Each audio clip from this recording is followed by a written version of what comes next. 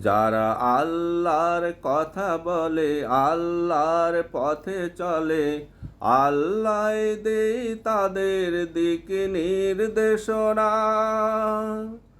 সংগ্রাম, আন্দোলন, বিপ্লবের মাস্টার মাইন্ডারকে তোমরাই করো তার ধারণা।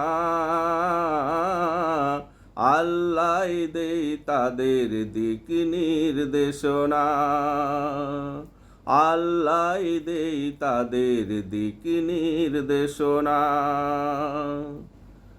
দুনিয়ার কোনো স্বার্থে বন্দুকের সম্মুখে পারে না কেউ বুক চিতিয়ে দাঁড়াতে।